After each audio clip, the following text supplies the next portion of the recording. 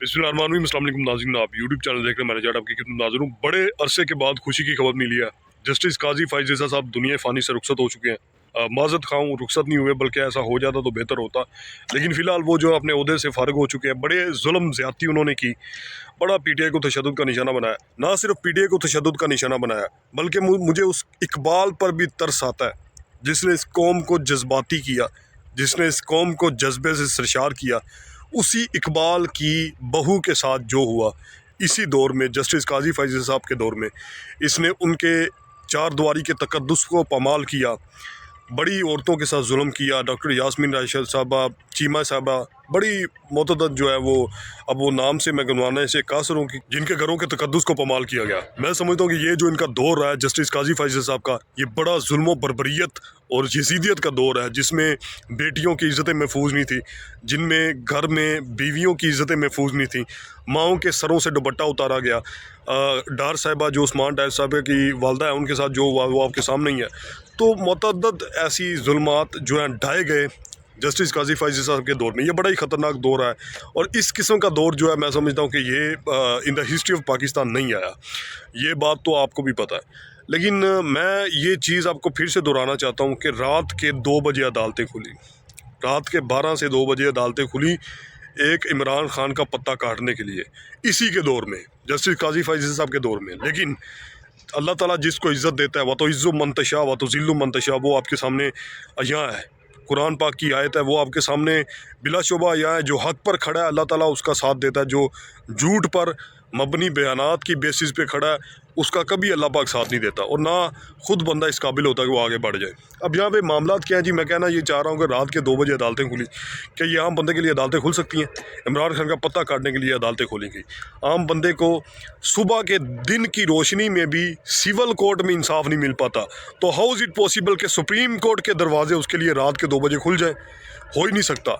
तो मैं समझता हूँ कि ये बड़े अफसोस की बात है, मेरे लिए तो बड़े दुख की बात है कि इसके दौर में ये सब कुछ हुआ। फिर पंजाब को तशद्दुद का निशाना बनाया गया, पंजाब में जो जुल्म बर्बरियत की गई, पंजाब में जो वोटों पे डाका मारा गया, फिर वोटों को डाका मारने के बाद पंजाब में सीटें जो बिलाशुबा पाकिस्तान तहरीक इंसाफ के साथ मुंसलिक थी, फॉर्म 47 की बुनियाद पे पाकिस्तान तहरीक इंसाफ को पीछे किया गया, 45 की बुनियाद को ख़त्म किया गया। ये सब कुछ इसके दौर में हुआ है। डकैतियाँ, चोरियाँ, जुल्म बर्बरियत, यजीदियत, ये सब कुछ ये इसके क्रेडिट इसकी हिस्ट्री में जाता है। और फिर पंजाब में जो सीटें इसको दी गई, बिलाशुबा वो फॉर्म 47 की बुनियाद पे पाकिस्तान तहरीक इंसाफ के साथ मुंसलिक नहीं थी, लेकिन वो फॉर्म 45 की बुनियाद पे पाकिस्तान तहरीक इंसाफ के साथ मुंसलिक थी। उनका पत्ता काटा गया। फॉर्म 47 की बुनियाद पे झूठे प्रेसिडेंट जो प्रिजाइडिंग ऑफिसर्स होते हैं उनकी बेसिस पे जो है अपना बयान लेके आ गए। शर्म की बात है, दुख की बात है, इनको डूब कर मर जाना चाहिए।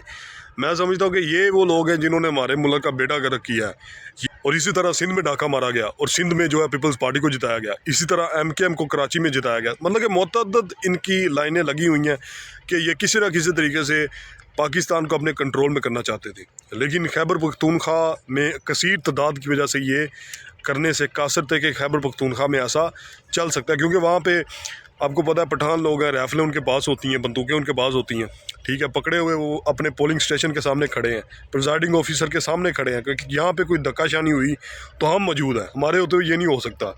तो उसकी बेसिस पे खैबर पख्तूनख्वा में पाकिस्तान तहरीक इंसाफ की हुकूमत कामयाब हुई, और बनने में कामयाबी के बाद जो है पंजाब में नाकामी की सबसे बड़ी वजह यह थी कि यहाँ पे मुतअद्दिद जो लोग थे वो अपनी, आपको पता है कि सिक्योरिटी के हवाले से इतनी बंदूकों को सरेआम जिस तरह खैबर पख्तूनख्वा में होता है उस तरह नहीं कर सके। तो कहने का मकसद यह है कि जुल्म बर्बरियत इसके दौर में बड़ी हुई, ठीक है, और जिस तरह ये शहबाज शरीफ को आगे लेके आए, ये भी जुल्म बर्बरियत की बहुत बड़ी मिसाल है। और अल्लाह पाक इसको हदायत दे, जितनी हम तो हदायत की दुआ कर सकते हैं। लेकिन इसने हमारे मुल्क में जो जुल्म रहा है वो नाकाबिले बर्दाश्त है। लेकिन टाइम की शॉर्टेज की वजह से, क्योंकि आप पीछे देख सकते हैं कि यहाँ पे शाम हो चुकी है, तो इस वजह से मैं वीडियो को यहाँ पे रोक रहा हूँ। लेकिन इमरान रियाज साहब की वीडियो मैं एक क्लिप में आपको दिखाता हूँ, 2-3 मिनट का क्लिप होगा, उसको लाजमी देखिएगा। अब तक के लिए दीजिए मुझे इजाज़त, अल्लाह आपका।